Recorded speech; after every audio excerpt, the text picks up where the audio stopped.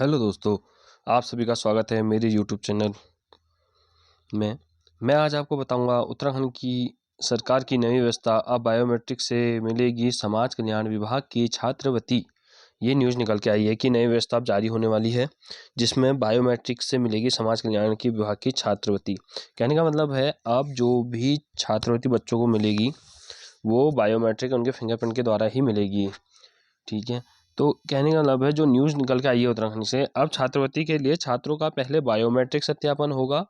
आवेदन के दौरान बायोमेट्रिक से ही छात्रवृत्ति की साइट खुलेगी। कहने का मतलब है जब बच्चे आवेदन करेंगे, ऑनलाइन पोर्टल जब खुलेगा तो उसमें उनका पहले बच्चों का छात्रवृत्ति का फिंगरप्रिंट लगेगा। ठीक है, तभी वो आगे का पोर्टल खुलेगा। कहने का जैसे कि आप आधार कार्ड से बायोमेट्रिक होता था, पहले फिंगरप्रिंट लगाते थे आधार कार्ड में, तो उसी के थ्रू आंखों का आइरिस और फिंगरप्रिंट जो लगते थे वो उसी के दौरान आधार कार्ड आपको बनता था। तो वही जो फिंगरप्रिंट अब आधार कार्ड में लगते हैं, अब वही फिंगरप्रिंट अब आपके स्कॉलरशिप में भी लगेंगे। पहले आपका स्कॉलरशिप का पोर्टल खोलने के लिए सबसे पहले बच्चों के छात्र के जो भी हैं उनके फिंगरप्रिंट लगाए जाएंगे, तभी वो पोर्टल खुलेगा। तो वो जैसे पोर्टल हो तब उसमें आपको आवेदन करना होगा। प्रदेश में समाज कल्याण विभाग की छात्रवृत्ति अब बायोमेट्रिक से मिलेगी। छात्रवृत्ति के मामलों में गड़बड़ी रोकने के लिए सरकार इस साल जून से नई व्यवस्था करने जा रही है। कहने का मतलब है कि अभी तक जो हो रही थी वो नॉर्मल ओटीपी के थ्रू या डायरेक्टली आप बैंक अकाउंट के थ्रू या उसके द्वारा ये प्रणाली अभी तक चली आ रही थी कि इस तरह से आपको स्कॉलरशिप मिल रही थी। लेकिन अब कुछ गड़बड़ी पाई जा रही है उस पर कि स्कॉलरशिप सही तरह से मिल नहीं पा रही है।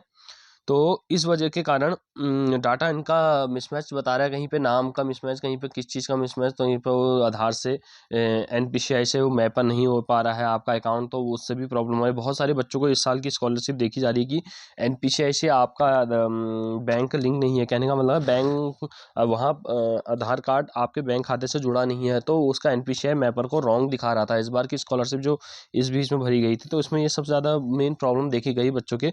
बहुत सारे बच्चों की मैपर दिखाया गया, बहुत सारों का लिंक था, बहुत सारे बच्चे ऐसे रह गए थे जिनके एनपीसीआई से मैपर लिंक नहीं होता, मैपिंग जो हुई थी वो नहीं हुई थी। उन्हें अपना आधार कार्ड बैंक अकाउंट में लगाना भी अनिवार्य है। और और ये जो नई छात्रवृत्ति जो गड़बड़ी जो रोकने के लिए सरकार ने इस पहल को दिया है, वो 5 जून से नई व्यवस्था करने जा रही है। ये 5 जून से स्टार्ट हो जाएगी।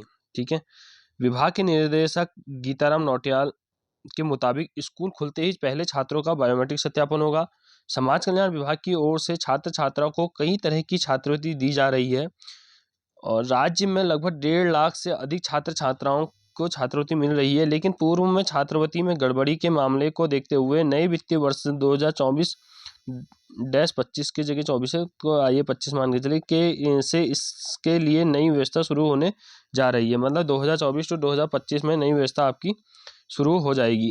कहने का मतलब है बहुत सारी छात्र समाज कल्याण से बहुत सारी बच्चों को छात्रवृत्तियाँ मिल रही है अलग अलग तरह की, तो उसमें भी गड़बड़ी को रोकने के लिए अब बायोमेट्रिक से ही आगे की छात्रवृत्ति मिलेगी। और करीब 1.5 लाख से अधिक छात्र छात्राओं को छात्रवृत्ति मिल रही है। लेकिन पूर्व में छात्र गड़बड़ी तो बहुत हुई है, इससे पहले वाली में भी गड़बड़ी दिखाई गई है मैपर के द्वारा। तो अब नए जो वित्तीय वर्ष जो आएगा आगे का 24-25 का जो ये चल रहा है अभी, तो इसमें अब नई व्यवस्था शुरू होने जा रही है।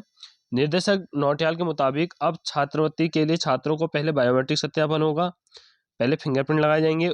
आवेदन के दौरान बायोमेट्रिक से ही छात्रवृत्ति की साइट खुलेगी। जैसे ही फिंगरप्रिंट लगा तभी वो वेबसाइट खुलेगी, नहीं तो अन्यथा वो वेबसाइट नहीं खुलेगी। साइट खुलने पर जाति प्रमाण पत्र एवं मांगे गए प्रमाण पत्र छात्र डाउनलोड कर सकेंगे। जो जो चीज़ साइट खुलेगी उसके बाद उसमें आप अपलोड कर सकते हो। जैसे आपका स्थायी निवास हो गया, जाति प्रमाण पत्र हो गया, आय प्रमाण पत्र, जो जो चीज़ें आप वो डिटेल मांगेंगे वो आप अपलोड कर सकते हो उसमें।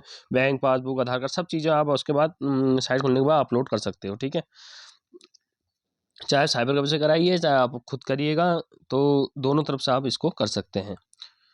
जो अनुमोदन के लिए पहले प्रधानाचार्य और प्रचार के पास और फिर जिला समाज कल्याण अधिकारी के पास जाएगा। जो ऑनलाइन के माध्यम से पहले प्रधानाचार्य के पास जाएगा, प्रचार के पास जाएगा, उसके बाद फिर से जिला समाज वो अप्रूवल करने के बाद जिला समाज कल्याण विभाग के पास अधिकारी के पास ये जाएगा। ठीक है, निर्देशक के मुताबिक प्राथमिक विद्यालय, जूनियर हाई स्कूल, माध्यमिक विद्यालय, उच्च शिक्षण संस्थान सभी में प्राध्यापक, प्रधानाचार्य और प्राचार्य में पास छात्रवृत्ति के लिए आवेदकों की जो सूची आएगी वे बायोमेट्रिक के बाद अनुमोदित होकर जिला समाज कल्याण विभाग अधिकारी के पास जाएगी।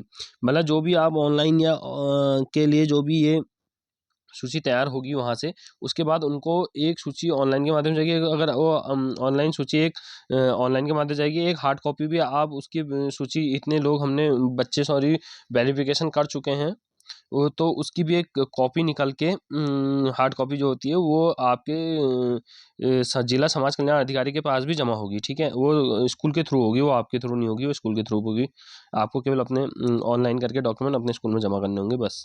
ये केवल छात्रों का काम है। बाकी काम आपके विद्यालय का काम है, वो अपने अपने जिला समाज कल्याण को अपनी जो हार्ड कॉपी है वो जमा कर देंगे, अपनी सूची छात्रों की सूची करके जमा कर देंगे। ठीक है, बना के जमा कर देंगे। जिला समाज कल्याण अधिकारी विभाग में इस बायोमेट्रिक सत्यापन का अनुमोदन कर सकेंगे। इसके बाद छात्रवृत्ति सीधे छात्र छात्रों के खाते में जाएगी। जैसे ही वो वेरिफिकेशन हो जाएगा, उसके बाद सारी जो छात्रवृत्ति है बच्चों के जो स्कॉलरशिप है उसके उनके बैंक खाते में चले जाएगी। ऐसा आएगी पारदर्शिता। बायोमेट्रिक प्रमाणीकरण से एक व्यक्ति के कई बार आवेदन की संभावना खत्म होगी। इससे धोखाधड़ी और पहचान की चोरी की संभावना कम होगी। बायोमेट्रिक प्रमाणीकरण के लिए छात्रों को अपने दस्तावेज के साथ संस्थान में जाना होगा। जो छात्र प्रमाणीकरण की प्रक्रिया को पूरा कर लेंगे उन्हें उनके बैंक खाते में छात्रवृत्ति मिल जाएगी। कहने का मतलब है हर व्यक्ति का कई बार आवेदन की संभावना खत्म है। बहुत बार क्या होता था, आईडी नई बना के उसमें आधार कार्ड में लिंक नहीं होता था, आईडी अलग अलग बना के तो वो करते थे, और बैंक अकाउंट का भी प्रोसेस रहता है जिसमें नाम हाँ आपका मिसमैच जैसा रहता था, तो वो बायो स्कॉलर चले जाती थी। लेकिन उसमें कई प्रकार के आवेदन कर सकता था आदमी के जैसे बच्चे हो गए या उनके पिताजी जो आवेदन करने आते थे बच्चों के, छोटे बच्चों के, तो वो कहीं तरह की उसमें गड़बड़ी पाई जाती थी, तो जिससे कि बार बार आवेदन हो जाता था, तो वो ऑटोमेटिक वो ले लेता था। थोड़ा नंबर चेंज या मोबाइल नंबर में वो चेंज करके वो उसमें बहुत सारी प्रॉब्लम हो जाती थी कि पैसा दो दो तीन तीन जगह चले जाता था। तो धोखाधड़ी की एक तरफ की पहचान के लिए, चोरी की संभावना कम करने के लिए बायोमेट्रिक का अध्ययन जो होगा ये खास तौर पर समस्या, और जो बाकी जो डॉक्यूमेंट होंगे उनको आपको जमा करने होंगे। ऐसे भी होता रहा है कि प्रधानाचार्य और प्राचार्य छात्र छात्राओं की छात्रवृत्ति के लिए हस्ताक्षर कर देते हैं, लेकिन किसी भी मामले में गड़बड़ी पर इससे इनकार कर देते हैं। ऐसा न हो इससे कि प्रधानाचार्य पहले अधिकृत होने का प्रमाण देंगे, जिसके बायोमेट्रिक प्रमाणीकरण के बाद ही वो छात्रों की सूची अनुमोदित कर सकेंगे। अच्छा, इसमें ऐसा है कि प्रधान प्राचार्य क्या करते थे, जब वो साइन दस्तावेज सिग्नेचर करने की बात आती थी छात्रवृत्ति के लिए ऑफलाइन माध्यम से, उस टाइम में ऑनलाइन के बाद जो कागज जमा होते थे उसमें खुद ही साइन कर देते थे, लेकिन बट अब वो ऑफलाइन उस समय ऑफलाइन के माध्यम से होते थे, आधार कार्ड अगर नहीं लिंक होते तो खुद कर देते थे। और अब ऐसी गड़बड़ी को रोकने के लिए प्रधानाचार्य को भी अपना बायोमेट्रिक प्रमाणित करना देना पड़ेगा। उसके बाद ही छात्रवृत्ति की सूची को अनुमोदित कर सकेंगे। पहले उनको भी अपना अपना बायोमेट्रिक देना अनिवार्य हो जाएगा। तो इसके पहल के लिए ये बहुत अच्छा डिसीजन है। तो ये चीज़ें आपके हो सके तो जैसे कि अभी ये फिंगरप्रिंट या आइरिस से आप भी ले सकते हो, आइरिस की मशीन से भी आप कर सकते हो, ये बहुत बेस्ट हो जाएगा। बहुत सारे बच्चों के फिंगरप्रिंट अगर नहीं आएंगे तो इसकी जानकारी के मुताबिक आप आइरिस फिंगर आँखों की भी रेटिना ले सकते हो। उसके लिए भी बायो मशीनें आ चुकी है, उसके द्वारा भी साइबर कैफ़े वाले आपके आँखों से या खुद भी आप अपना लेकिन आपको साइबर कैफ़े से ही कराना पड़ेगा, क्योंकि वो बायोमेट्रिक उनके पास ही मिलेगी आपको, या आपको फिर परचेस करनी पड़ेगी। बट वो ज़्यादा बेटर रहेगा, आप साइबर कैफ़े से ही ये फॉर्म भरवाइए। वहाँ आपको हर चीज़ की सुविधाएं कॉमन सर्विस सेंटर में आपको मिल जाएंगी। मिलते हैं नेक्स्ट वीडियो में। आपको मेरी वीडियो बहुत पसंद आई होगी तो कृपया लाइक शेयर सब्सक्राइब ज़रूर करिए।